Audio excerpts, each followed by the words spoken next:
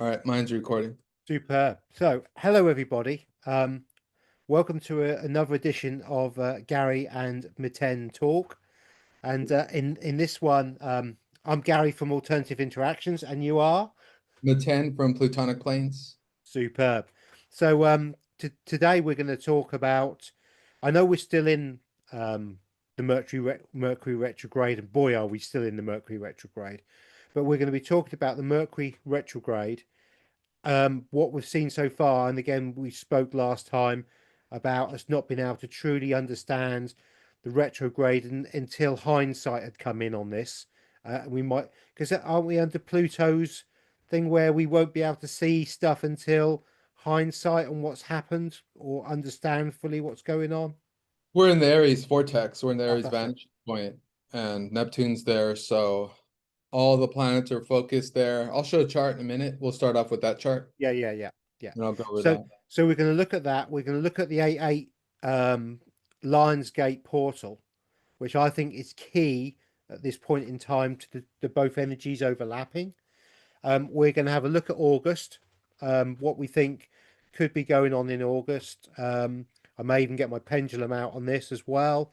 And then we're going to go to September because I think what could be happening in August and what would be potentially leading from August will be very pivotal in September. And I think we'll be looking at some of the dominoes falling, and we're going to be careful with our language today. So we are going to be kind of talking in code at times. So please try and bear that in mind that we can't be fully open in what we're talking about. Um, but we will try our hardest to make you clear enough that you can. So, Meten, any thoughts from now? Yeah, so I'll give a quick summary for everyone. So as of today, today's August 2nd, right? Or is it the 1st? Second now. Yeah, yeah, Okay. yeah. So we're in Mercury retrograde. Mercury's in Leo. So it's reflecting on its presencing in the world stage. And it will retrograde to Cancer, if I'm correct there, where Jupiter is causing major shifts and upheavals, almost extreme swings of energy, but exalted in Cancer, so really nice. So a lot of people have moved this summer, a lot of new or just done new changes on their properties and our new sense of understanding of where the heart is, where their heart is, and being there in their heart. And so that's what it is. We're in retrograde until when does retrograde go direct? Around the 10th, Mercury will go direct. Now that's really cool because around that time, Jupiter's going to conjunct Venus. And that's going to be really sweet for finances and for investments, silver, gold, crypto, all that kind of stuff.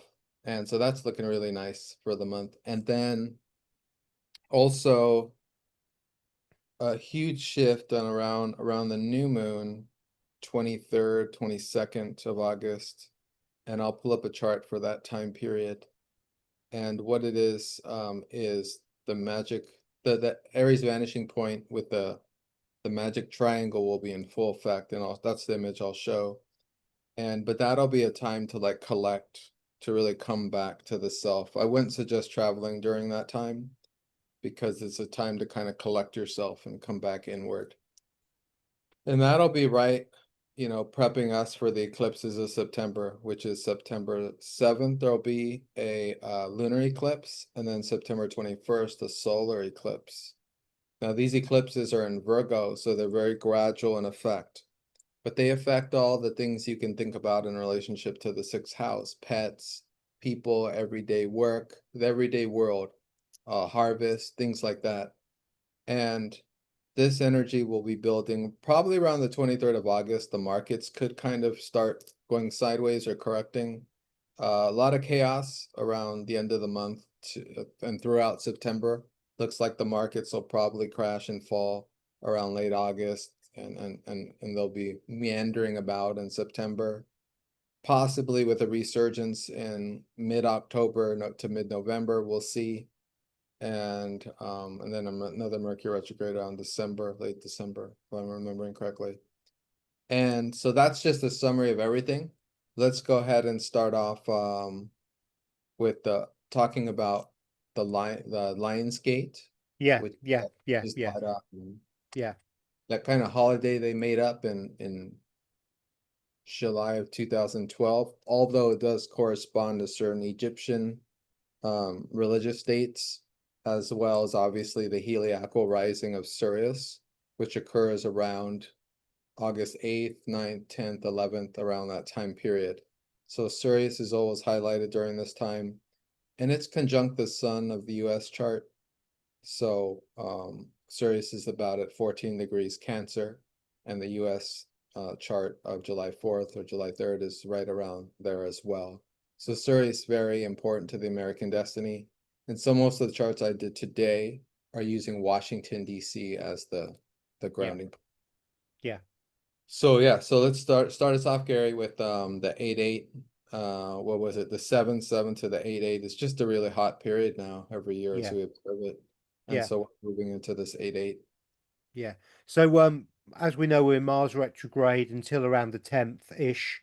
Um, we've also got the 8-8 portal, which will kind of end around the 11th. So they both end around a very similar time, which is quite interesting. So the both energies meander out at that time. But obviously the 8-8 portal is has got significance because of the energy coming in.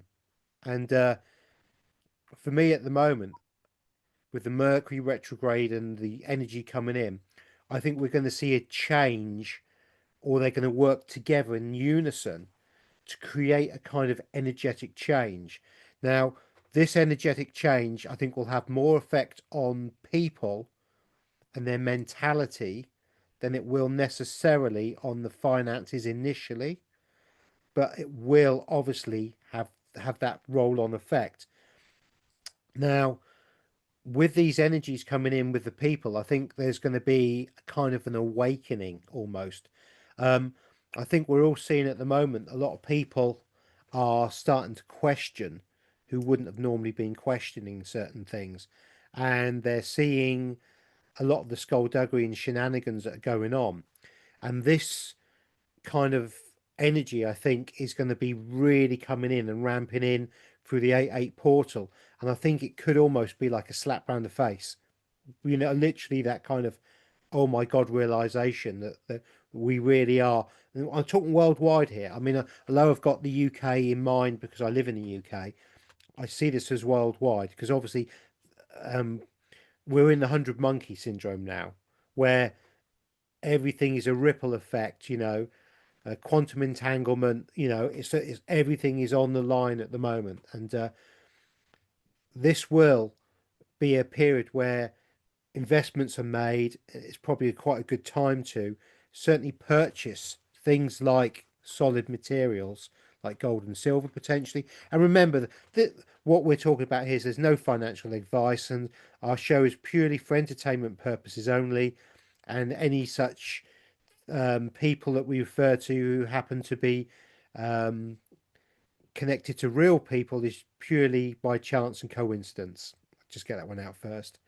Um, so yeah, I think we're going to see a period of build up coming through into August, and then I think we're going to see some real fireworks near the end of August, mid August onwards. So what are you seeing on the charts for the sort of Lionsgate period and that first part of August, the first probably 2 weeks, really, isn't it, in effect? So looking at the charts now, right now at this moment, we have Mars moving towards Libra. So it's at the end of Virgo. Once hits Libra, it will exactly oppose the Aries vortex, which right now is at 1 degree. Both Neptune and Saturn are at 1 degree Aries. So once Mars hits, which will be in about, I would say, 4 days, we're probably going to see some more military events, some more geopolitical events popping off, because that's really intense. And that And what I mean by when I say this, just to clarify with everybody, understand that when there's polarities, when there's oppositions in the chart, Virgo opposes Libra. And the big thing this year is with that Aries vortex, it's actually opposing early Libra. So anyone who has planets around early Libra or any of the cardinals, it could be early Capricorn. It could also be early, let's see, Capricorn, Cancer, early Cancer, where Jupiter is at the moment. And so this is just creating a square, a kite in the sky. This is really intense. And so again, August, another month where it's like we're going to experience 2 or 3 months in one, because there's just layers and layers of this. The month will begin next couple of days with a bang once Mars makes it's applying right now, but it'll make that exact opposition. And so that's going to cause some chaos. It looks like there's been talk of, the swan is black kind of events occurring this month or next month. We have this picture. Should I share that picture, Yeah, yeah, Karen? that was a cracking This picture. is a fun picture Yeah, because it's fun. we all know this recent event, this recent, the great singer of the doom metal band Black Sabbath passed, or so we're told. And so I saw this picture recently, and I don't know if it's Photoshop. We don't know anything these days, right? Yeah, yeah, it's Whether it's impossible. Photoshop or what, but here's Ozzy Yeah, we see that clear. or someone's grandmother, however you want to see that. And then you see right there that that's like a blow up black swan. Yep. It's crazy. In a swimming pool, right? So in unnatural settings. It's not a lake that's behind him, right? And then we see a black swan. It's an artificial pool of water. Thus, it's happening in an artificial reality. It's not really, this event won't be happening in our everyday 3D density crystal code reality. This will be Fibonacci unreality of the realm. Does that make Yeah. sense? Yeah, yeah, layover. It's we have the base core programming of what would be, and then we have an overlay of something that's not, it mimics reality, it mimics our lives, it mimics this, but this is part of the way the system has controlled us by these um, flags that are fluttering falsely. Shall we put it that way? The flags that flow in the wind ever so. Yeah, that sounds good. That sounds fun. But yeah, so what we could see is a lot of skull, I like to say in my channel, skullduggery and shenanigans. And Yeah, this was, I forgot to mention, this image, I guess, is from a Super Bowl commercial, 2023. So for those of you guys who want to find it, because I don't remember that commercial, but I don't be watching Super Bowls, Oh, except if I'm looking for, some fun mysteries to go to explore, you know what I mean? yeah, yeah, yeah. But yeah, because the commercials are always very interesting. Yeah, so it's from a commercial. Bit of It's predictive not, programming there, then, yeah, yeah, yeah, with some you know. swans that are black.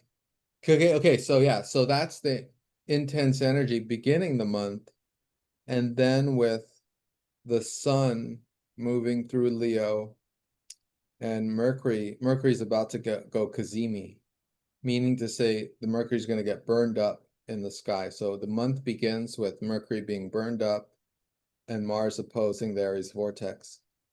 And what happens when a planet goes Kazemi means that it conjuncts with the sun exactly, and it gets burned up in the center of the sun. And that means only its essence survived, only its higher self can express. And so Mercury is going to be burned alive, and then it's going to go through its phoenixing, its transformation, and it'll come back out, and then it'll go direct about 5, 6, 7 days later. Once Mercury goes direct, we'll all have a little more clarity, and things are going to move so fast. There's going to be like some major manifestations occurring at the end of the month, because right now things are so clogged up, in the astral or in the unconscious, and we're not seeing what's clogged up. We're just kind of having to go over things that we forgot to do or we never completed, trying to get all that done. And then once we do that, it's going to shift the energy for all of us, and things are going to go forward even faster. Yeah, And it's going to go so forward because, and I'll share the chart right now. I'm gonna share the August 24th chart, I think is what I'll do, because in this chart, as I've been sharing on my channel and on other videos me and Gary have done, and I share this, repeatedly over and over again, but it's just so important to hammer down because it's the main event of the whole year. And it fascinates me because no one is like talking about it except me. There people, other astrologers talking about it in different ways. They're not really using this term. And I have to admit, I got this from Ray Merriman, financial astrologer, because he's the one who's been focusing on the magic triangle. So this is what it is. You guys could see this, very simple. Look, you can see the Aries vortex right here and this middle point left hand side of the chart. You see Aries, you see 0 degrees, you see this chart's for August 25th and it's 29th, sorry. So end of the month. This is End of right the before. month, yeah. Yeah. And so we have Saturn and Pisces and Neptune, which are still in Aries, but are retrograding back into Pisces. And that's going to grow in October, November. And you see Saturn 0, Neptune 1. And that's exactly going to be trining, or sextile, I should say, in sextile to Pluto in Aquarius, 1 degrees, also in retrograde. And then we got Uranus, which just went into Gemini a month ago, in 1 degree Gemini. So this Aries vanishing point or vortex, how Merriman calls it, this I like to call it vanishing point. This is what Gary was asking me about this earlier. This is why there's certain things we can't see clearly. Neptune is putting a veil over us. And the direction is not to try and penetrate the veil, but try and feel your way through it. It's an amorphous veil anyway, so there's nothing to see. There's only to be. Does that make some sense, Gary? Yeah, it does. Yeah, yeah. Rather than overthinking everything and trying to overanalyze something, it's just let it be, feel your gut, feel your heart, what resonates, go with it. And with the area, with the nodes and North Node and Pisces and the South nodes and Virgos, again, it's just a reminder that for the next year and a half, we can't be overthinking shit. It's Pisces is the North Node. We need to go the way of feeling our way through. Yeah. Um, Mercury's not in a good place, being ruling the South Node. It's all the Virgo energy is karmic now. We're going back to the past and repeating past mistakes if we get too caught up in the Virgo, in the overthinking. So I'm not going to overanalyze this. I'm going to leave it as such. Yeah, yeah, yeah. So what do you think the 29th of August could signify with this triangle? What do you think it's going to really bring? Are we talking a change in the financial market, an ending to something and another new beginning coming through? Or are we going to see the veil dropping and people being able to see something more that's been hidden from them for a while? Well, as we can see in this chart, Libra is moving away from its opposition with the Aries vortex. So Mars will have just left. So a lot of the war stuff and military and geopolitical, um, you know, um, conflict of the beginning of the month, Mars is not going to look for boundaries there. It's going to move on into Libra. And then the sun is going to be moving into Virgo. And then we have Mercury going direct, which will follow into Virgo pretty soon. And then we have Venus. Venus will be in Leo for a little while, and Jupiter will already be halfway through Cancer, and so it's preparing the retrograde at some point. So with all these retrogrades, we're revisiting how the new financial systems are coming into being. So we know that this electronic kind of technological transformation of the economic financial system, it's happening. It's in the planets. There's no way around it. There's no way to avoid it. It's just what's happening. And us retaining our sovereignty through it, that's the open-ended question, to master these new economic ways, but not to merge with it, right? That's our dictum. That's kind of like what I've been talking about on my channel. Gary's been saying similar in his own words. And so as I see it, It's just more collapses of, more news every day, like the recent news with PayPal, for example, like admitting, crypto, right, into usage through PayPal. Just new developments, continuation of new developments every day.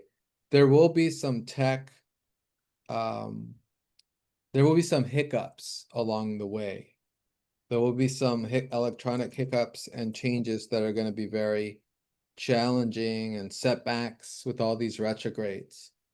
So me and Gary have been talking about that for September with the eclipses. The eclipses are, they're like what's the term I like to use? My notes here kind of notes it well, like power outages, power surges, kind of languaging occurs around eclipses, and we'll get to that. Yeah. But Yeah. does that answer your question, Gary? Anything Yeah, you it want to add? does. Yeah, yeah. Because what I'm seeing or feeling from this is, especially with the PayPal stuff, and I think Mastercard or one of them have really linked one of their payment stuff now to climate change and all this sort of stuff. They're really ramping this stuff up at the moment, and what I get is a sense of fear from them.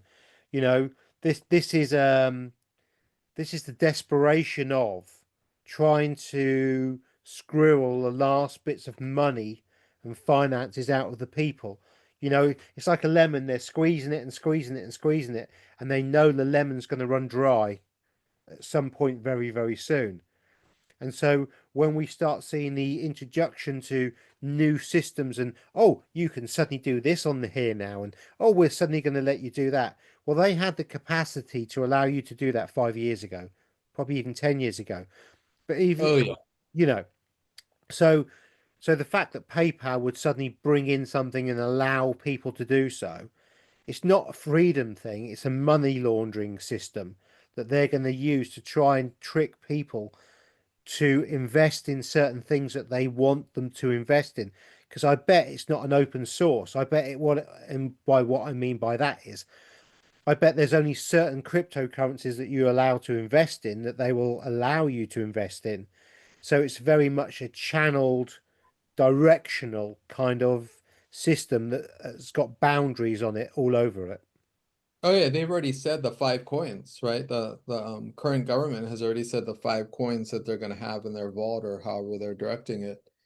And the most of us investors in the crypto know that.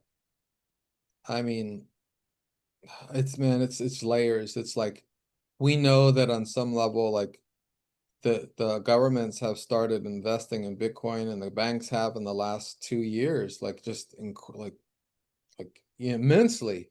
And now what is it? 95% of Bitcoin's already owned or somewhere.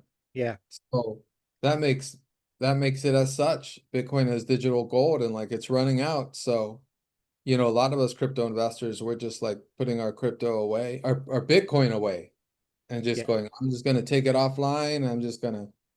That's it. I'm not touching it, So a lot of us but the rest of the coins though, maybe exceptionally those five, the XRP, Solana, Cardano, Ethereum, I think, and well, Bitcoin.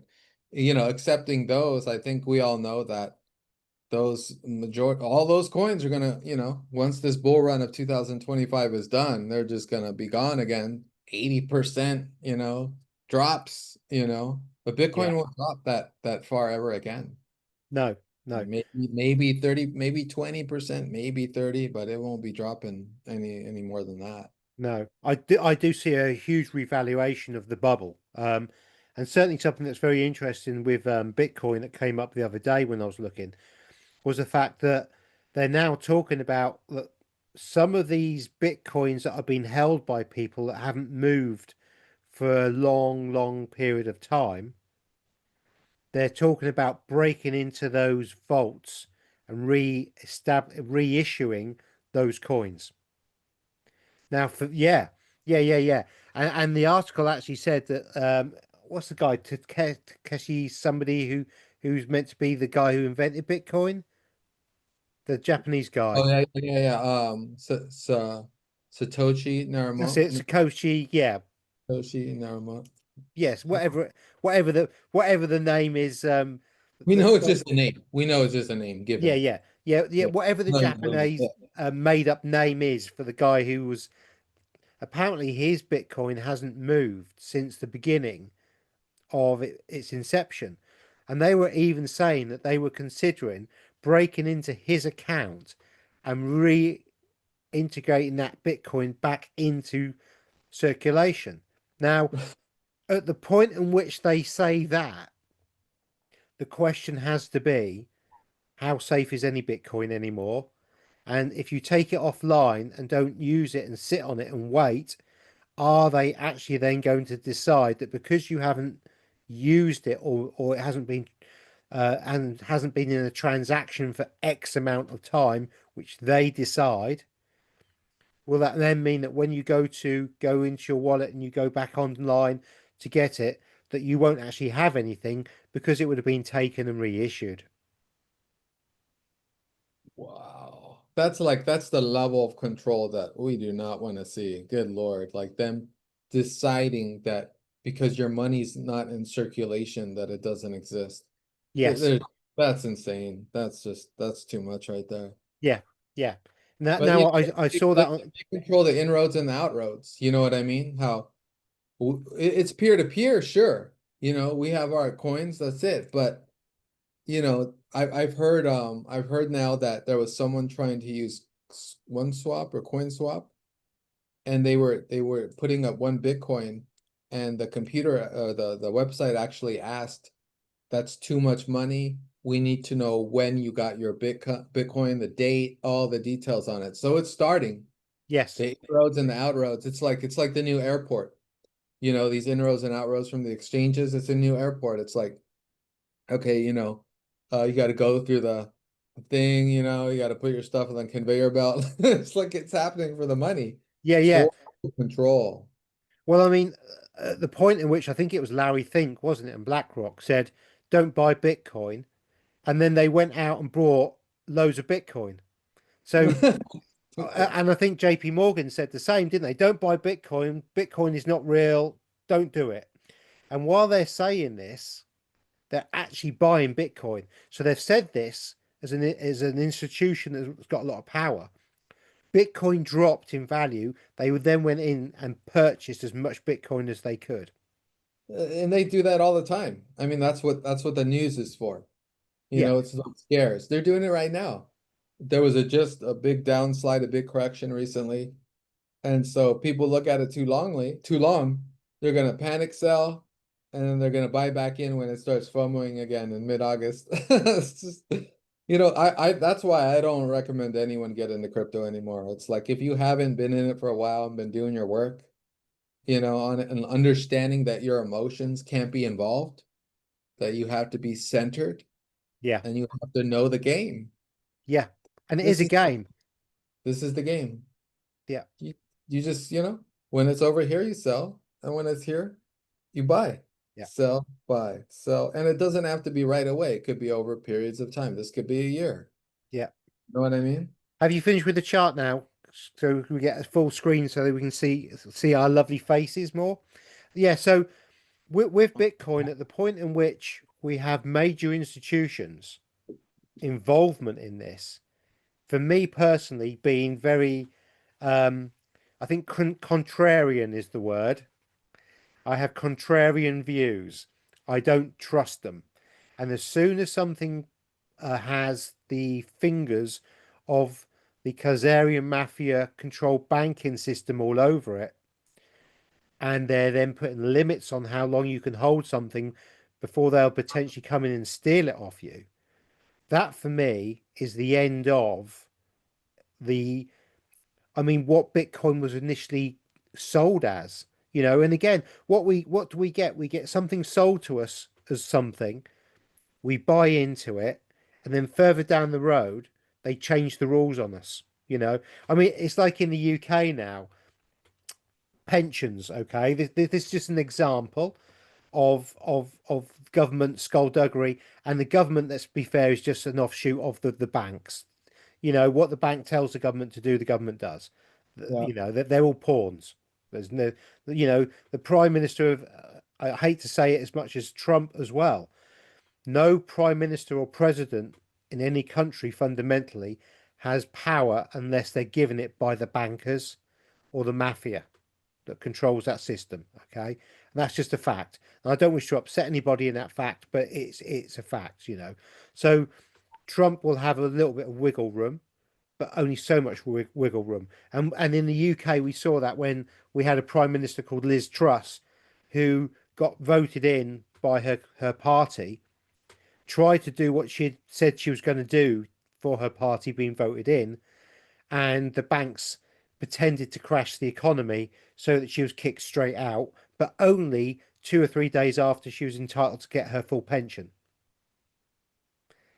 And then they introduced Rishi Sunak, who was an ex-Goldman Sachs banker who was involved in the 2008 financial crash, who made most of his money on the financial crash of 2008.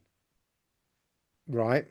So we know the skullduggery goes deep. Now, when I was a youngster, I was told that we in the UK we pay into a pension, and it's called national insurance.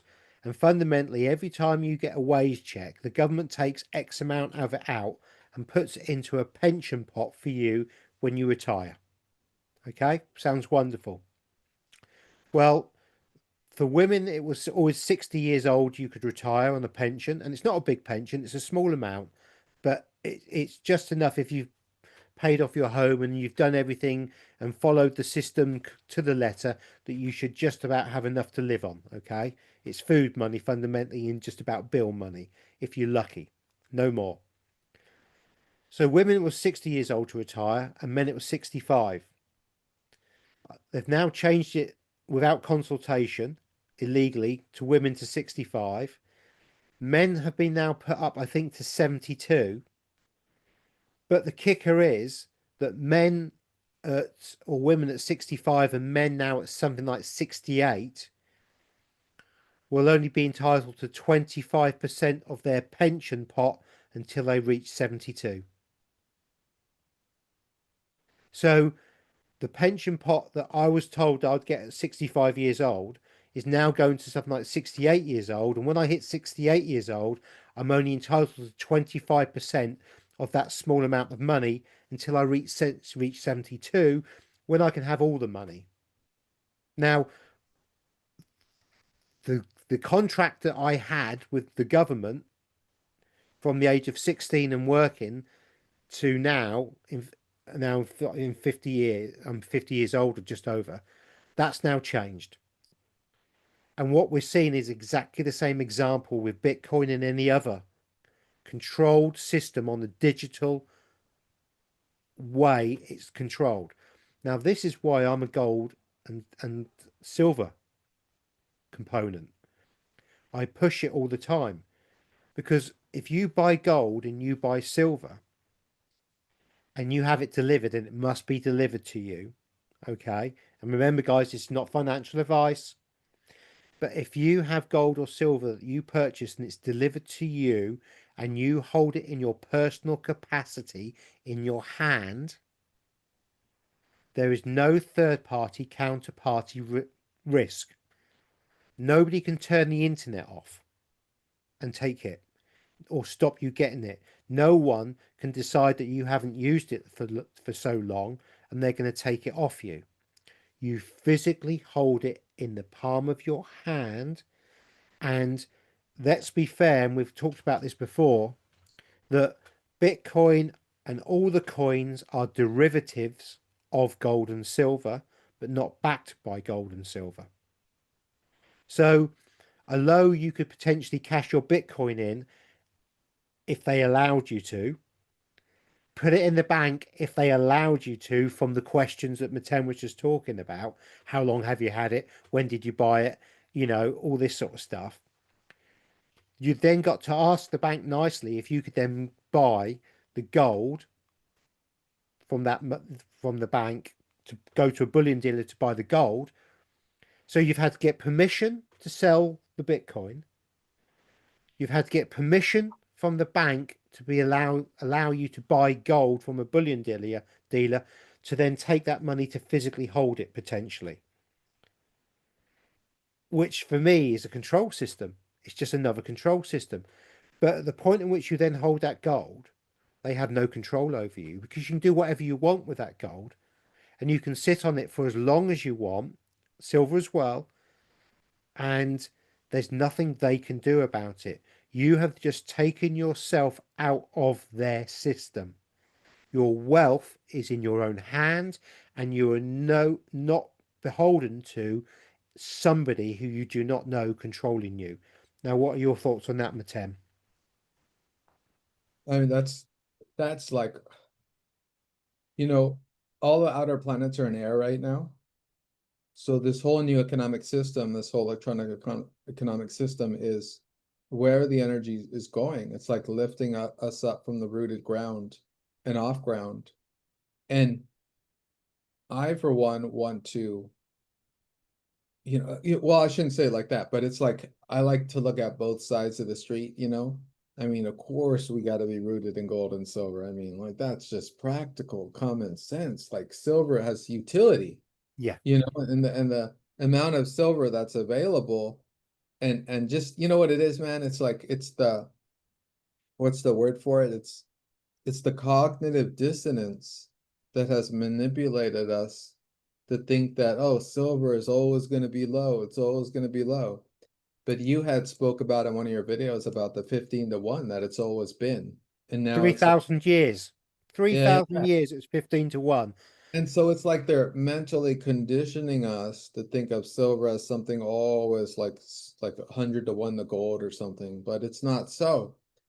And it's affordable.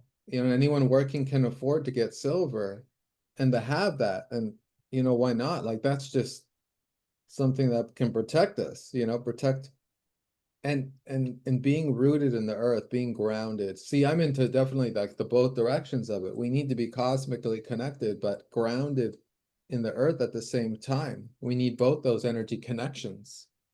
And so I don't have anything, I agree. I agree Yeah. with you. I mean, and while we're on silver, the ratio that comes out of the ground from silver to gold is 7 to 1. So for every ounce of gold that comes out of the ground, 7 ounces of silver come out of the ground. So as Meten quite rightly said, we've seen ratios of 100 to 1 in price difference. And I think it's something like 89 or 90 to 1 at the moment, something crazy like that. So it's ridiculous. Now, if it comes out of the ground at 7 to 1, and it's always been 15 to 1, that kind of gives you the ratio of where we should probably be. Potentially 10 to 1, I think. But that doesn't bring in the industrial usage. And one of the major things that's not even on the system, you will not be able to find this on the silver reports anywhere, is the military industrial complex use of silver. Doesn't exist. And Andy Sheckman has reported that there's around 12 to 14 kilos of silver in some of these high-tech weapons, like these proper Exocet, the big missiles that they've been firing that need a satellite to guide them in, the proper high tech stuff. And even in the smaller missiles, there's around 2 kilos, 4 kilos of silver. And when that missile hits, that silver's atomized, it's gone forever. Well, not, it's gone. Now, we currently have 5 million ounces of silver shortfall from usage on industry to what comes out the ground. So every year we're 5 million ounces of silver short on what we can get out of the ground. And it's been like that for the last 3 or 4 years, I believe, at least. Now, that's not including the industrial complex of military, which is what the banks are holding as shorts. So JP Morgan, HSBC, Citibank, all these big banks are holding major silver shorts, but that's the industrial complex silver that's been used. But what these greedy swines have done is they've sold the silver they're short on because it's been used by the industrial complex, and they've sold it as paper silver, hoping that nobody would ever get a physical delivery on it. And now we're seeing physical deliveries going through the roof. And these banks don't have it. But what they're doing for auditing, and it's the same as gold, is banks will lend physical silver to other banks at an interest rate. So when they're audited and the auditors come round, they can show them physical silver that they don't own. They've borrowed it and pay an interest on the borrowing of that silver to prove that they physically have the silver, and they don't. And at the point in which the public wake up and realize that there's less silver potentially than there is gold available currently, we're going to see a huge explosion in the price of gold, of silver, compared to the ratio we currently have. I'd like to give a summary, a generic summary, a practical summary of what Gary's been sharing with us. One way of looking at that, and especially if we begin at what Gary's been addressing in terms of retirement and what that means for many of us who are of retirement age or already in retirement, and all the rumors that, especially in the United States, that we've been hearing about what could potentially happen to our retirement accounts, and the age shifting, changing, is the message that we're being given is this: our comforts are outdated. We're being told that the comforts that we have gained over the years are being taken away from us and are not correct for us anymore. And the majority of the populations are older, and so this affects the majority. This affects all of us because we all have parents and grandmas and grandfathers and fathers and mothers, and so this is affecting generational wealth. And so these are outmoded comforts and outdated comforts because we've been given this opportunity in this moment with crypto and gold and silver to catch, before reality really shows itself. So all we can do is kind of listen to our body's intelligence. And the way I look at it and I share with people is because it sounds so wild, right? I mean, like I'm like such an eccentric figure to my family and friends because of my, for example, interest in silver and gold and crypto for so long.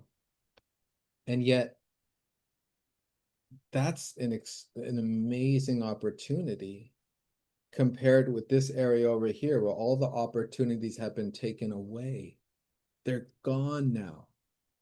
You're not going to come out of college with a job. I'm sorry. Most likely you're not, unless you're smart enough to use that money and to get a major that's going to take you right into a job. Otherwise, it's not happening anymore. All these fail-safe mechanisms of the past are gone. Yeah. And so it's like one door is, so picture this. Picture it as one door is closing. See this door here in the dark? And another door is opening. That's what's going on. So those who are still knocking on this door over here, where are you going to go?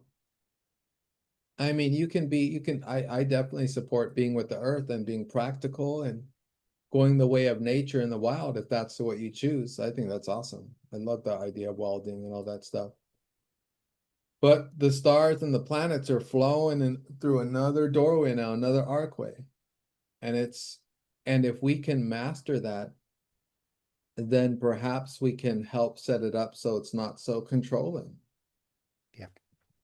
I mean, perhaps, we don't know. All I know is for certain, though, is that we're in a new way, and you have to like go in that direction. That's the direction of the verse right now. I don't have any value judgment on this. I'm not going to say good or bad, evil or good. What's evil is control, is lack of boundary. We all know this. Evil is just distraction, or an impingement of boundaries. So we have to take responsibility too and do what we do with integrity as much as we can. Because, we could say all these things about digital this and digital that, but there's opportunity there. And that window is closing. And that's what me and Gary are talking about with this control. With this controlling of the inroads and outroads of cryptocurrency and all that. I mean, all that's expected. We all know this was coming. And so this year could be the final opportunity to really like take advantage because there's not another bull run until 2029. So it's like what you make this year, and what and how you invest in the coming year. Because the markets will likely start crashing next year. And if I mean they're already starting to, but you know what I mean, like they're also going up and down this year. This year is the chaotic year of the up and down. Next year, it's gonna look a lot different. And so the opportunities will slowly coming to a close this year. And so I thought I'd share that. Gary, you want to share anything else before we get into the September eclipses and the Um, stories? yeah, the what Meten said is very, very poignant, and I actually think Meten's being quite generous with the timings. Not necessarily with crypto, but with the opportunity for silver, particularly, and potentially gold. Um, when we're talking about money, we also have to take in what's going on around the world in people's personal lives and in their countries, and the discord that's currently being raised at the moment. Um, we're having a lot of political issues in the UK over illegal immigration. There's a lot of people now starting to wake up to the potential problems that this now causes. And it certainly seems to be a worldwide thing. Um, Donald Trump's been starting to kick the illegal immigrants out of America, and he shut his borders, and he's been a bit quicker, potentially than most on this, because love him or hate him, he can see the problem that he's got coming if he kept the borders open. I mean, I think they said something like Biden allowed 20 million plus people in. Now, in the UK, that would almost be a quarter of the population of the United Kingdom has come into America in real terms. But in the UK, I mean, I think it's something like 1,300 people came in one day in the UK, and that's just one day. Um, and it's starting to cause discord within the population, and it's starting to wake them up, and the politicians are starting to struggle, and we're now getting more and more harsher and harsher laws coming in on what you can and can't do on the internet and what you can and can't say. Now, this kind of feel or energy that's coming in will ultimately speed up some of the issues that we're talking about within the banking sector. And that's again, let's be very clear here. We have the BRICS nations who have got currency backed by gold already. They're trading between themselves, not in dollars anymore. They've gone over 1 trillion in their tradings. And there's countries quite happily trading between. And Donald Trump can say, I've told this country not to buy oil off Russia anymore, but they're still doing it because Yeah. he can't stop them because the dollar's dead. We're just waiting for the funeral, fundamentally, just like the pound's dead and the euro's dead. Every single fiat currency is dead fundamentally. And when we're talking about a fiat currency, we're talking about money, but not real money, paper money that is a promissory note and is backed by nothing. But the people think it's real money and it's not. And at some point, the people are going to realize that the money they're going to work for and they've been doing all their lives was never money. It was a promissory note, and it's a promise to pay the bearer on demand absolutely nothing. So the only real money you can really have is gold and silver at the moment. And if you were lucky enough to have been in crypto early enough, like Meten has been, you may have made a little bit of money that, or been able to take some of those profits out and put them into properties or real assets. Because if you've got money in the bank at the moment, that's not safe because we have something called bail-ins now. And if that bank goes bankrupt, you're an unsecured creditor to the bank. And if banks start going bankrupt, money is going to go into hyperinflation, and you're just not going to get, you'll get pennies or cents in the pound and the dollars or the pound on what you have sat in the bank. And you will. And the biggest fear that all the banks have is a run on the banks. That's why you have to ask permission to buy things from your own bank. I mean, in the UK, if you went into the bank to draw out £2,500, say, to buy a motorbike or a car, they actually want proof that you're going to do so now.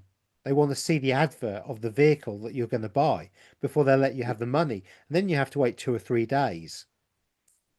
And that is control because they don't have the money in the banks anymore. They don't have the physical. They've created so much credit out of nothing, so much money out of fresh air. And we're right on the cusp of that happening. It's like a roller coaster ride. At the moment, we're going up, up, up, up, up, and at some point we're going to go down. And when that roller coaster starts going down, the momentum and weight of that roller coaster means that as it goes down, it's going to build up speed and momentum, and God knows when it's going to go back up and down and upside down and roll and do all the loops and all the stuff, because you're then not in control of what's going on. You're a passenger. And at the moment, you're not a passenger.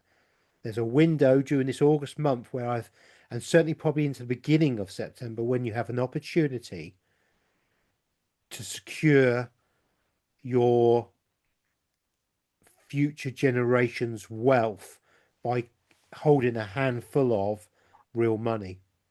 And at that point, after that, I think it's going to get very difficult, because silver will go to unobtainium, as in you will not be able to buy a silver coin or a block of ounce of silver or any kind of silver probably by the end of September, and certainly into October, November.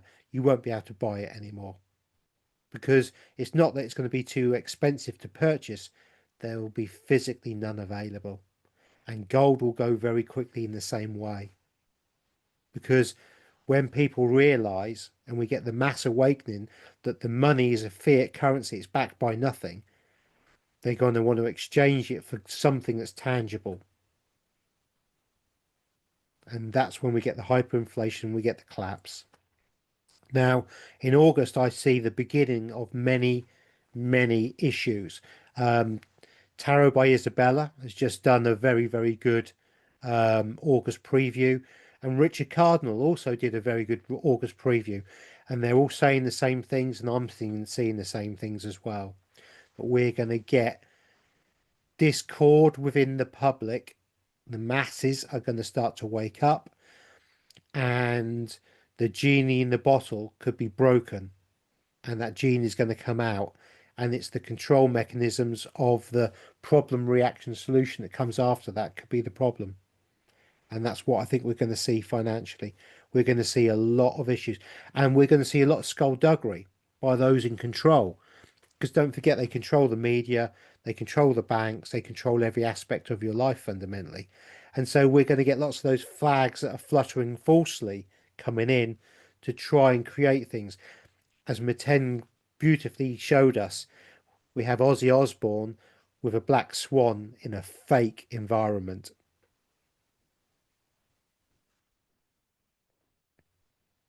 So we're gonna move on to September now, and I'm gonna go over the first eclipse, and then Gary and I are gonna describe what we feel could occur around these eclipses and after.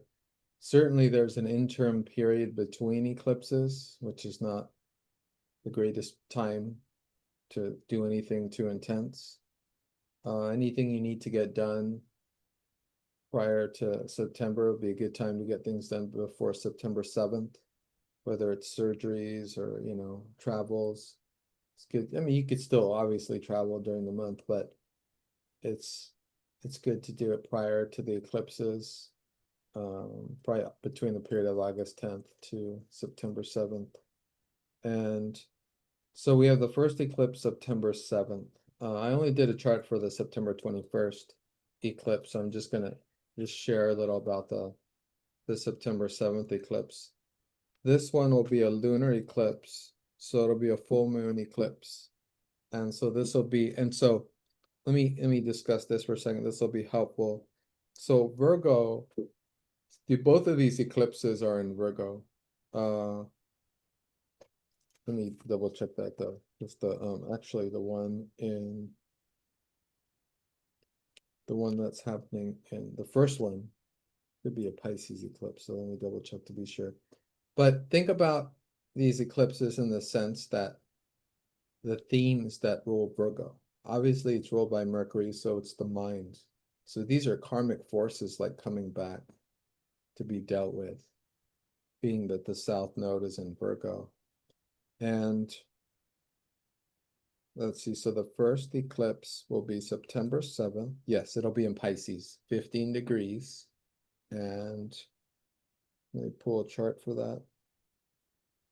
I won't be able to show it to you guys because I'm doing it on a different computer, but I'll be able to tell you. So I'm going to put it to Washington, D.C. And I'll be showing a human design chart too of the 21st eclipse.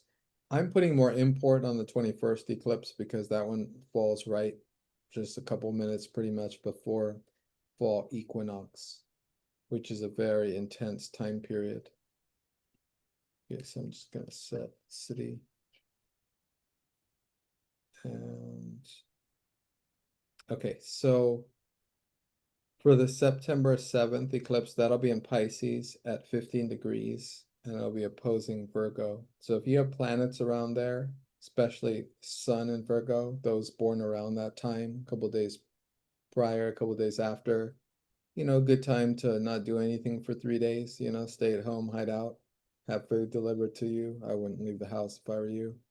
Remember, whatever the eclipse sees, it will blow up. And so when you're in an eclipse, you're encountering those neutrinos through the distorted sunlight, and that's going to blow up whatever part of your chart it's affecting. So this is mostly for the sun in Virgo, but if you have other planets there too, I would take caution around those days as well.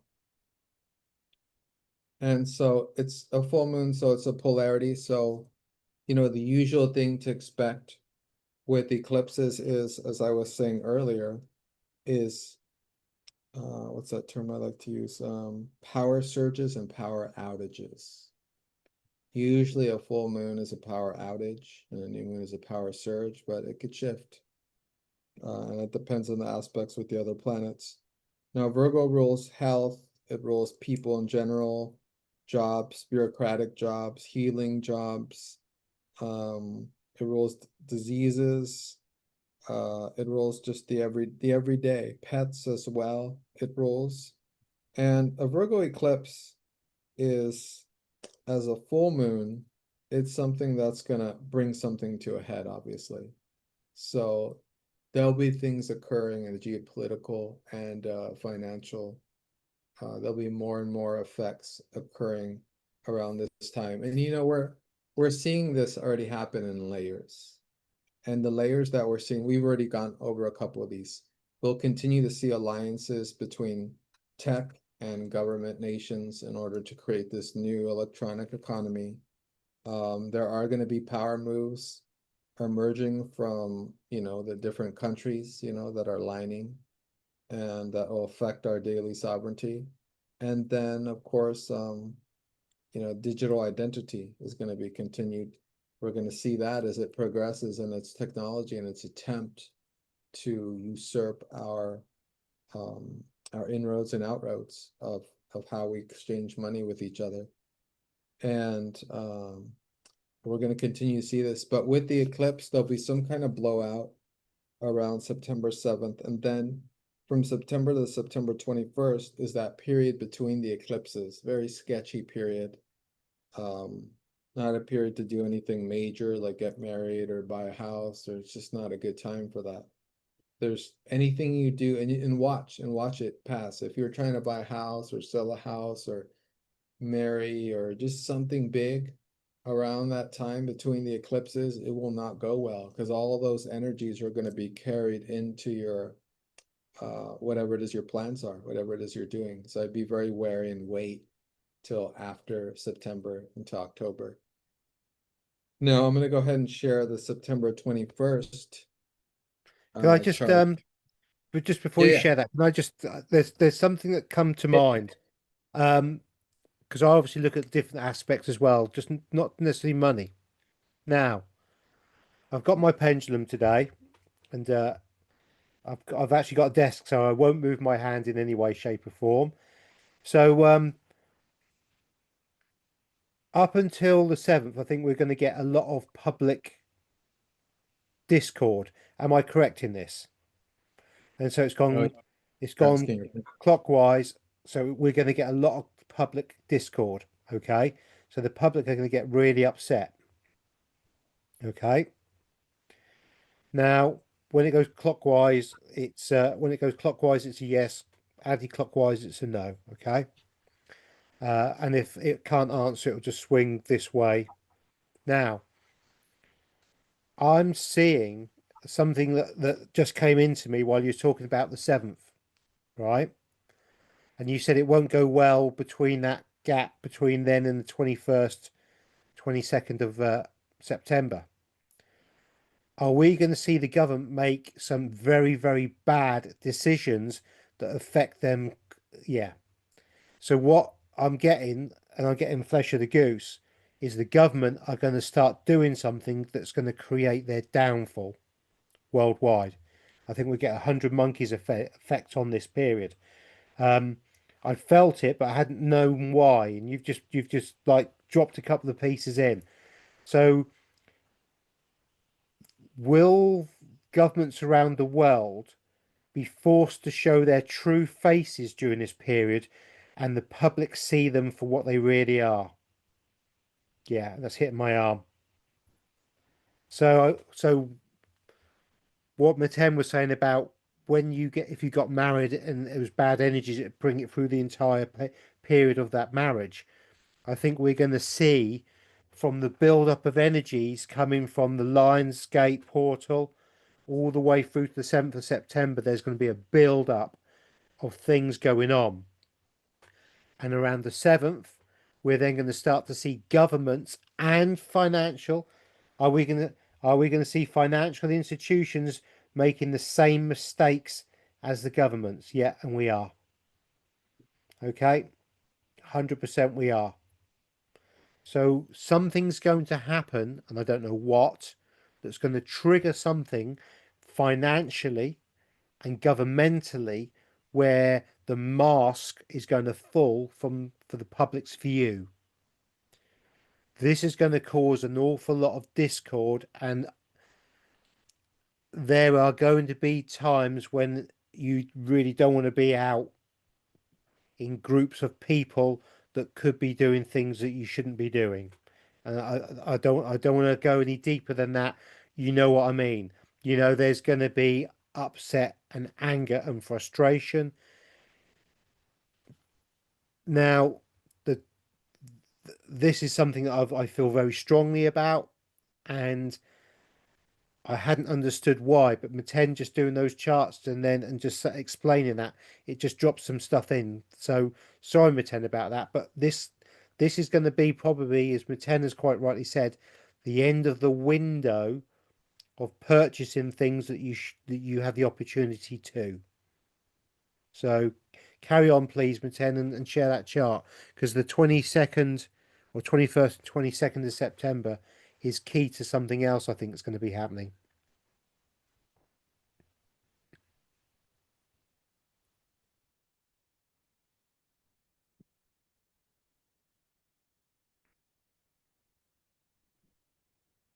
Can you see the chart, Gary? Yes, Okay, so I let me can't watch see my. the full chart, but I can see most of it, if that Yeah, makes you're sense. not gonna see it because I wanted to make it a little big. If we get there, we can get Superb. the whole thing. Yeah. So, can you guys see that? What is that? It's not. There's definitely a triangle in the middle. You see that? But there's also Yes. like there's a three-dimensional triangle, right? Like almost like a yeah. That's kind of cool. And then Do you know what that looks like at the top? what's that? At the top where we've got I'm not Okay. sure what the sign is, but we've got the round circle with the two horns and the cross below, which is Uh, in just below the 5. we've got the red and the blue cross coming off each other. That is the symbol for light and Lucifer. Oh yeah, you're right. Wow, it's disturbing. So, and we see right there, I mean, here's the Aries vortex right there at the center. Opposing So, it, yeah, opposing what's oh, going on no, at the top. it's 3:43 p.m. Sorry, I didn't show it to Gary. 3:43 p.m. September 21st. And this is the partial solar eclipse occurring at that time. Hopefully I got that right.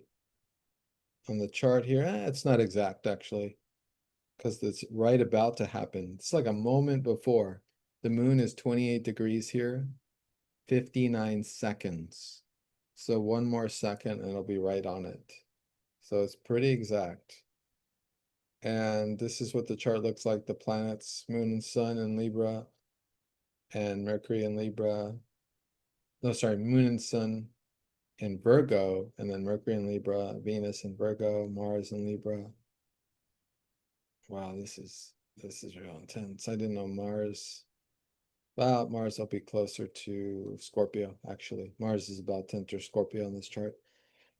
So we can see here the magic triangle is right here. You guys see that? It's shown pretty clearly. If you remember the chart I did before, it was on the left-hand side. You see this triangle. Pluto and Uranus are on the outskirts.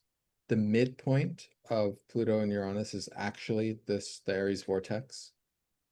Also, Uranus and Pluto are sextiling the Aries vortex. They're both in air signs. The Aries vortex is in fire.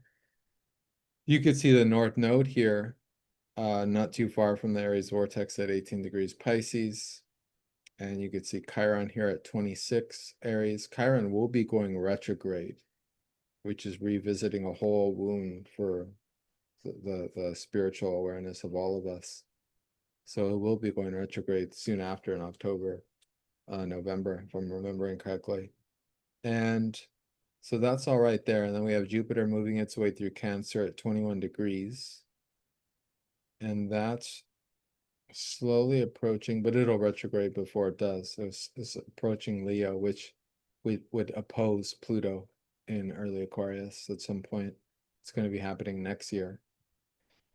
Then here in this chart, Venus already has made its way through Cancer. I forgot to mention that Venus, well, I did mention Venus is in Cancer with Jupiter for the month of August, which is really nice for finances, which is why it's a really good time before we meet September, which is not a good time, which is when corrections will be happening everywhere. And we also have, what else? Yeah, it's just a trip just to see it like that. You can see the magic triangle easily, right, Gary? It's like Yes, perfect. yeah, Yeah. yeah, and there's also a kind of a triangle above that as well. Um, so you can kind of see that, which is a twin triangle almost. So you got Yeah, right. Yeah, there's so much there's within. a lot going on. And so just a couple reminders here. This is an eclipse ruled by Mercury and in the sign of Virgo. So it affects the practical matters of the earth. You know, do you have your practical needs met? Do you have food? Do you have, you know, all the practical necessities that you need to have in case of emergencies? New moon eclipse is a new beginning. Um, and it can precede an event of some grandeur. Um, the effects of a Virgo eclipse, it's a mutable sign, so the effects are fairly quick, anywhere from 1 to 4 weeks, and throughout 90 days or even 1 year out from the time of the eclipse. And you know, it's going to vary in terms of uh, whether it's a power surge or an outage, it'll vary in its power, but it will affect the opposite sign, which is going to be Pisces at 28 degrees, uh, and which is right there close to the Aries vortex again. So we have an eclipse opposing the Aries vortex. It's like a wormhole opening up. It's like a ritual potentiality, right? Because you have, and it's also equinox. So there's layers upon layers. This is like astrologers say it every month. I'm getting exhausted with them as well. But it's like, this is the marker of the year. And if something, Gary's been sharing some details and some research he's been doing on this time period.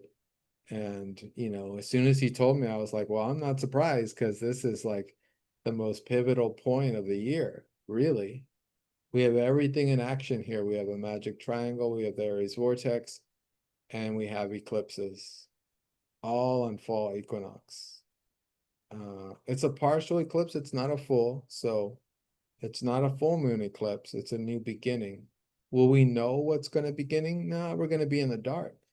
We're not really going to be able to see too clear what it is that's beginning, although we all know it, we all feel it in our body's intelligence. We may not know, through the intellect exactly what's occurring, but we can feel it. Missteps, all the lights in the rooms could be turned off, here and there.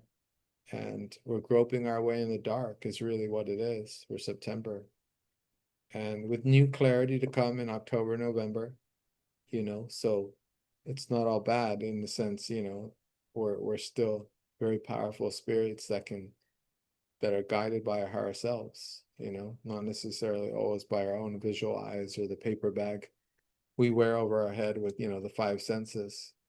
That's for our own health, our own abilities. We're not ready to take that bag off until we are. So Gary, share what you're foreseeing. Well, again, I have asked the pendulum this because before I'd spoken to Meten, I had no idea that all this stuff was going on. And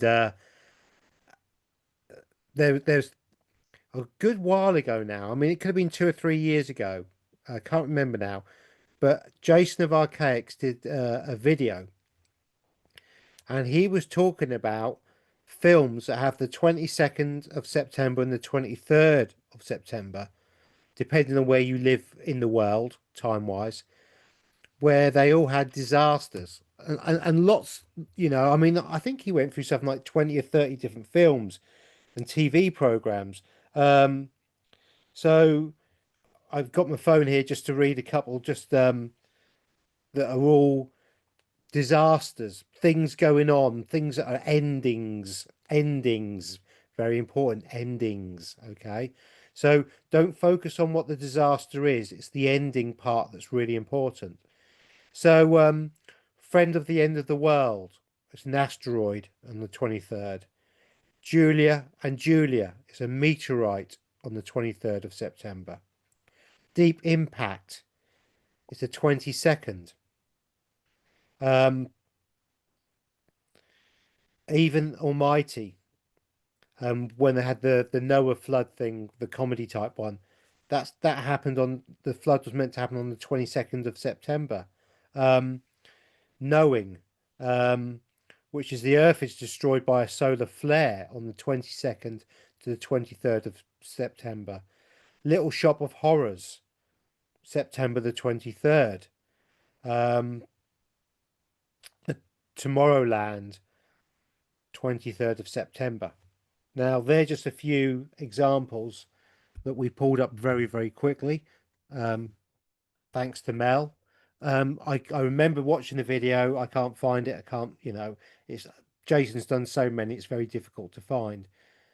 But he did a video, and it's been predictively planned for many, many years that the 22nd of September is a key date. And this came into my mind, and I was thinking about it. Now, as soon as Meten said today we've got a new moon, or it's a new moon on the 22nd, isn't it? It comes in on 5 minutes before the 22nd, doesn't it? So wasn't it like 23:55? The new moon comes in.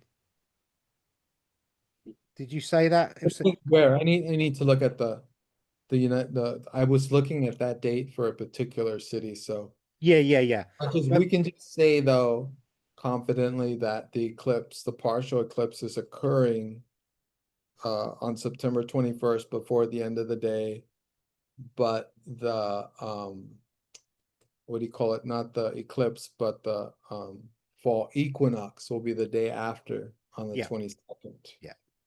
So we're talking about huge energies here.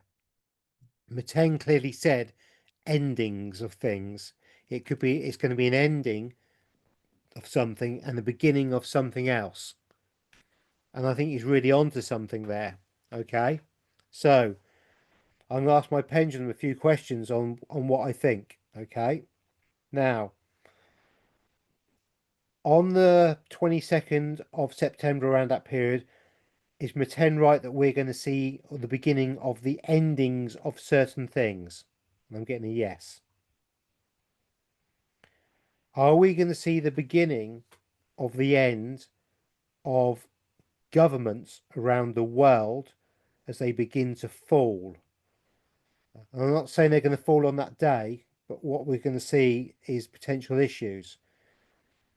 Are we going to see the beginning? That was a yes, by the way. Are we going to see the beginning of the financial markets in real trouble that the public are going to see? And I'm getting a yes. Is there any way that I'm wrong about the 22nd being a period where the financial markets are going to crash? And I'm getting a no. So we're not wrong. Now, something that one of the tarot readers I follow in the UK, I think it's UK Tarot Tales, has been saying for a very long time, is that she feels we're going to get an EBS come in and a lockdown. And we've been seeing on the Q stuff 10 Days of Darkness a lot. Now, this period is a generalization, higher self. Is this when we're likely to see this kind of thing happen? And I'm getting a yes. So I think we're going into a period.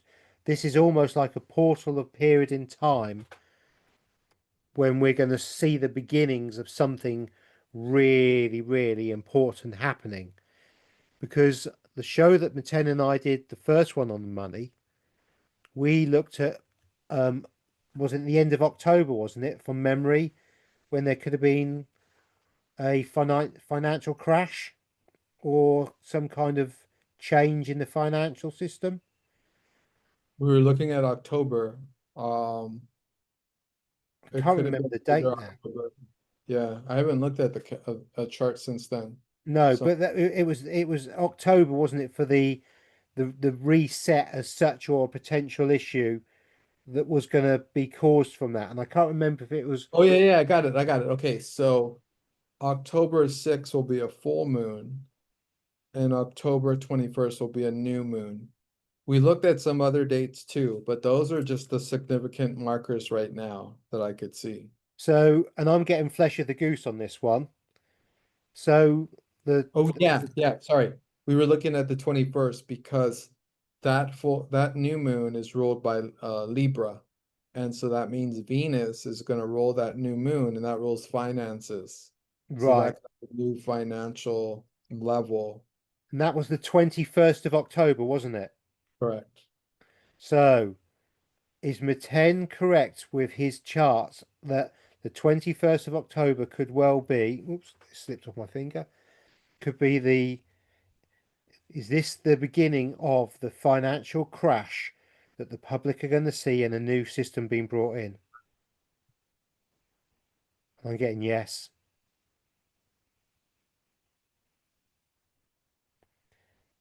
And is the 22nd of September period key to the month-long um, failures of banks and the financial markets being shown for what they truly are to the public? And I'm getting a yes.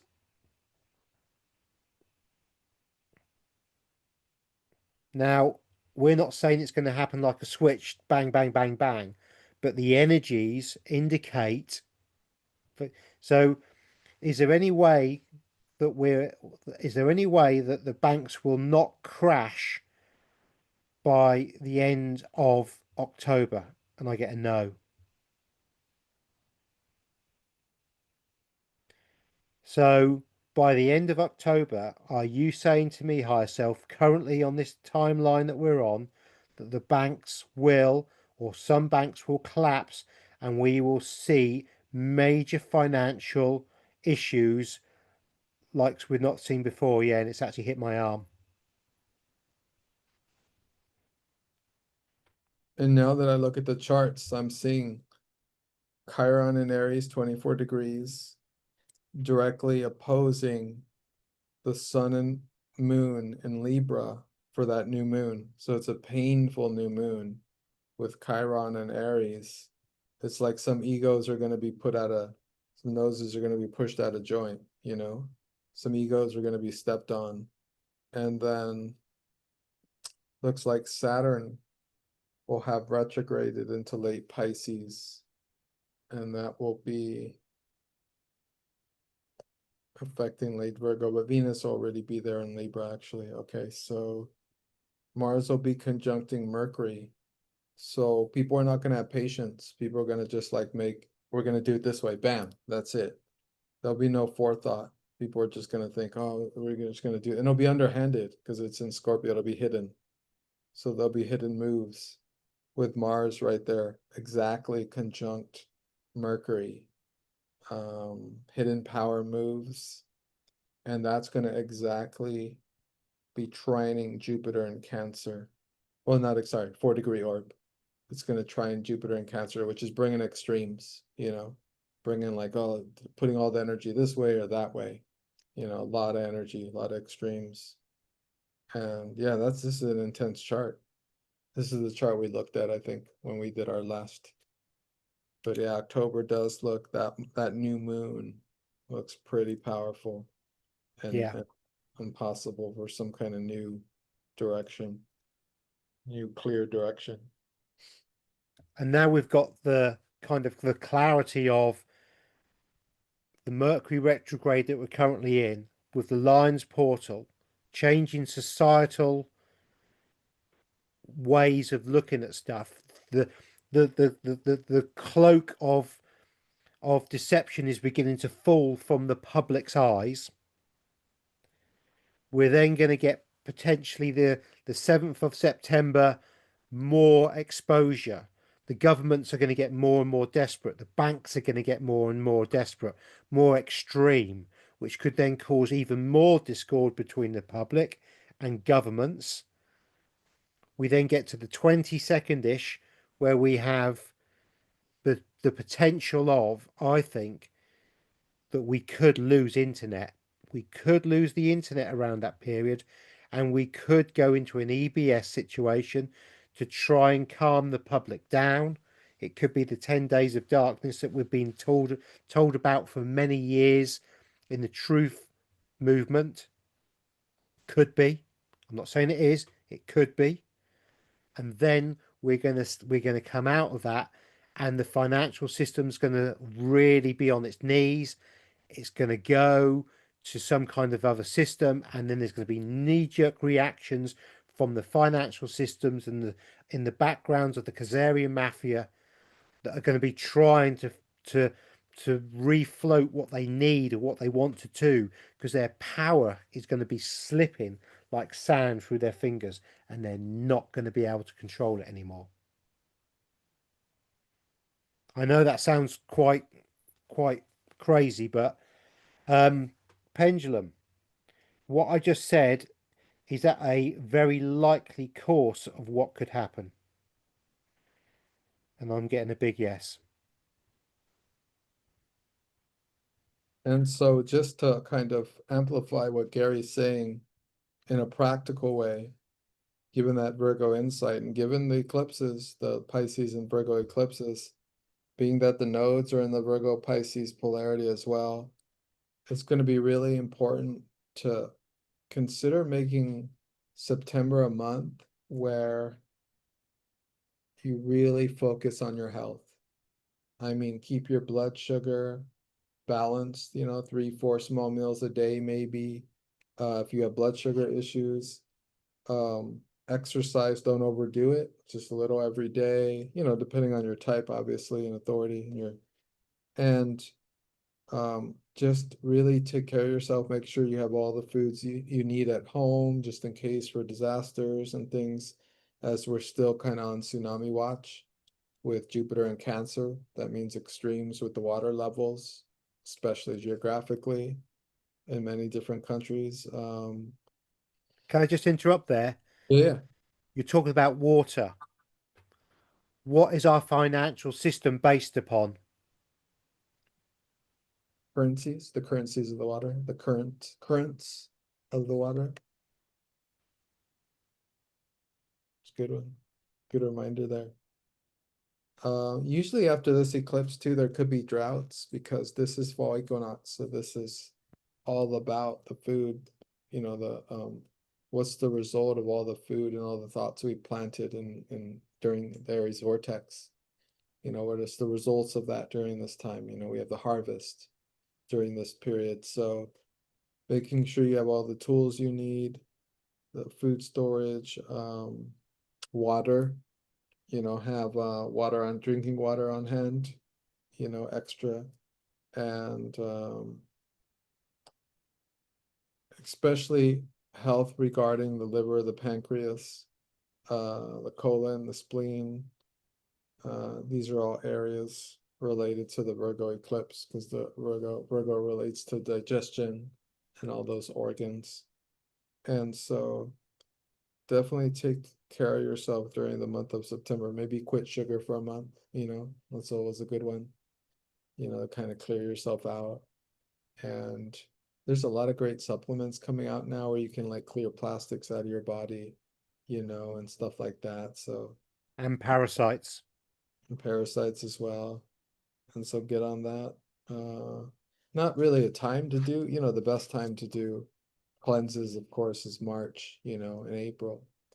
But, uh, if you can do mild cleanses during this time. Yeah.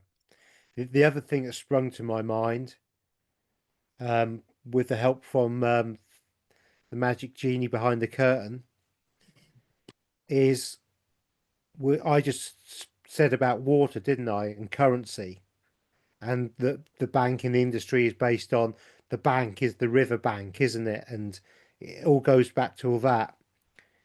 So what were we told? And I've got flesh of the goose on this one. What's the other saying? Get it? Watch the water. Watch the water. Are we about to watch the water drain out from the river bank and the ships go dry and the banks rupture, bankruptcy, as the water drains from their way of floating, how they've done it all these years?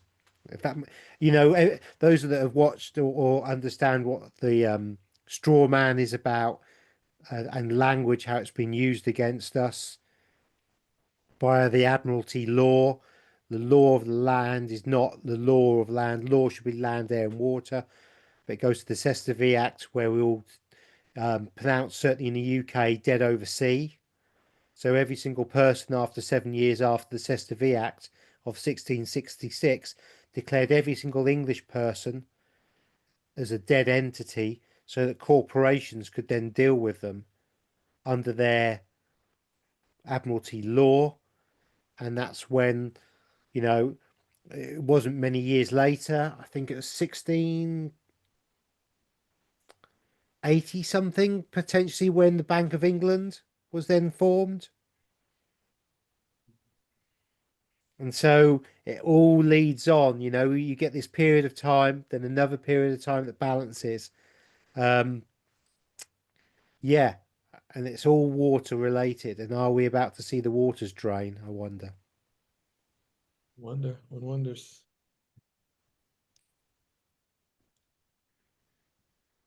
Yeah, we're trying to do our best to align, with life's hidden tides, multiple levels.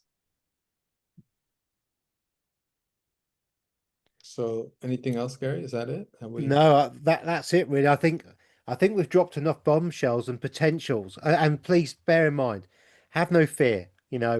As Meten and I've all spoke about pre-show. You know, no one's going to starve if there is a lockdown for 10 days. I'm pretty sure the military, and we know the military have got huge stocks of food ready. So people will be fed. You know, you may have some inconvenience where you're not allowed to leave the house unless you're key to some kind of something going on. There's going to be some unrest. You know, stay out of it. It's not for us. Work on yourselves. Don't absorb the energies that are coming out. We have nothing to fear. There's no worries on this. These are things that we've been looking at and wondering when they could be happening. And with the planetary, did you do a human design chart at all that Well, that's shows? right. We forgot about that. Yeah. So that'd be lovely to see the human design, but have no fear on this at all. We've been waiting for this kind of thing to happen, and all Meten and I are showing you at the moment is that astrologically it all lines up. And is it a coincidence? I don't believe in coincidences. The pendulum has been quite clear in what it's showing. The potential could be. I hope we're wrong in many respects. I also hope we're right in some respects. So please, Meten, explain. Show us what this human design chart's showing us. I've not looked at it. This is my first time looking at it, so I'm excited to see. So we have no channels defined. It doesn't mean there will not be channels defined and energy moving, trying to get to, release in the throat center. There will, of course, because we all have active gates that will coincide and finish the other side of this. Looks like the sun will be in gate 46, line 1. And that's about, what's that about? What I've been saying, the body, taking care of your body and the health, making sure a good time for a massage around this time, good time to really just take care of the body. And there's the Aries vortex in gate 25 right here where it's been, the gate of innocence, but also the gate of introduction to mysticism, going to the other side. And then we have, let's see, the North Node still in Pisces, the South Node in Virgo in gate 47. The North Node's in 22, so that's very emotional. 22, gate of grace or disgrace. That's a reminder to whatever you choose to do this fall, however you choose to respond to the energies, do it with grace. Do it gracefully. Do it with full consciousness and presence. And then let's see, we got, yeah, there it is, the moon in Virgo as well, in gate 46 as well. So the sun moon there. The moon is especially happy there. It's, I've you're I, I've taking got 46. I've got 47, and I've got 20. I don't have 47. That's the one I don't have. Uh, we got Mercury in 18, which means the karmic matrilineal bloodlines. Karma to clear during that time. Not the best term in the world to use, but things from the past coming up to be cleared up and cleared out. So good energy work and ancestral work during this time. It's good too. Gate 50. So we will want, and that's Mars in gate 50, creating a boundary. It's not the most comfortable in gate 50, line 4, but gate 50 is about caring for others in a tribal way.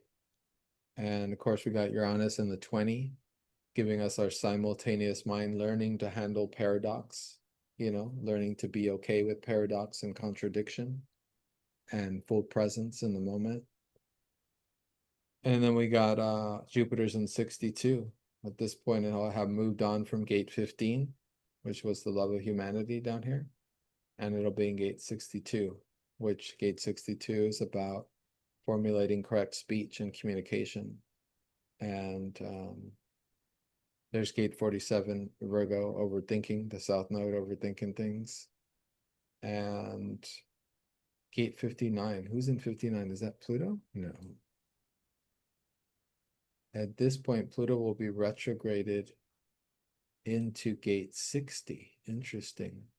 So it'll be out of 41. It'll be retrograding for a little while back into gate 60.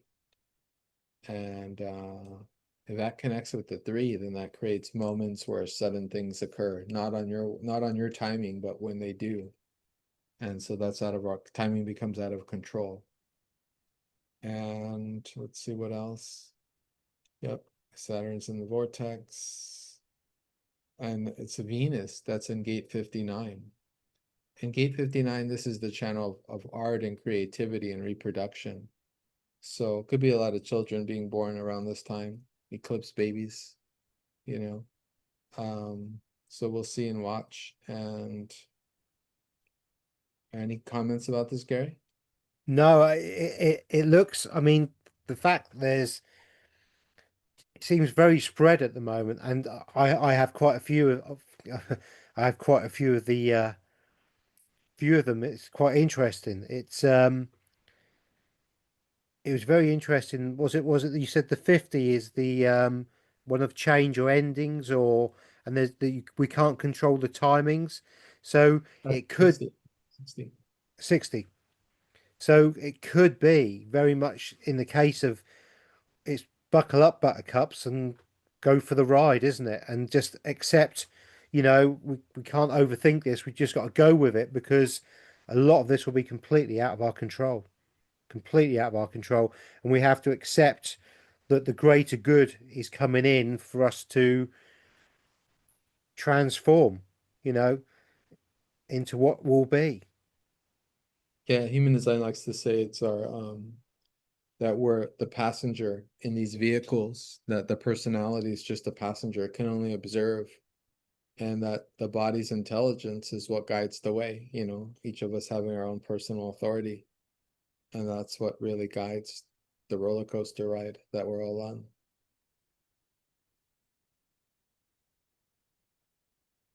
It backs up very nicely the astrology in many ways, doesn't it?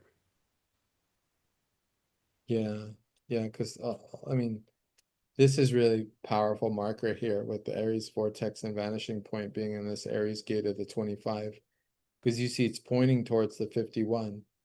And this is the most mystical channel, one of the most mystical channels in the human design body graph.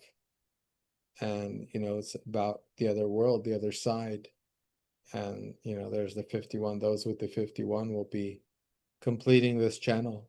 So there will be a lot of chance for mystical leaps of consciousness.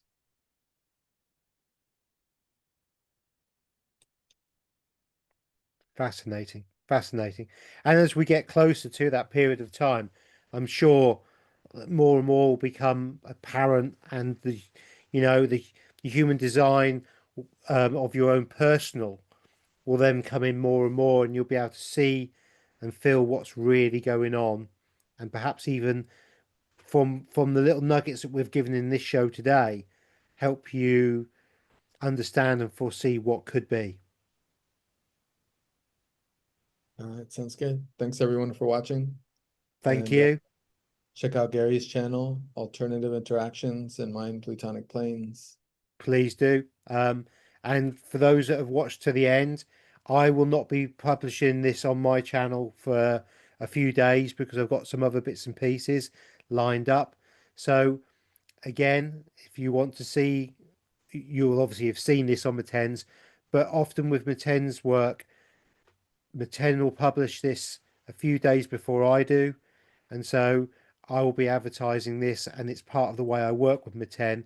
So Meten will get this first. So please support Meten and share, subscribe, like, and he does appreciate it, and it'd be good for Meten's work to get to a bigger audience because I think he deserves it because of the information that he has in that brain box of his. So thank you very much, everybody.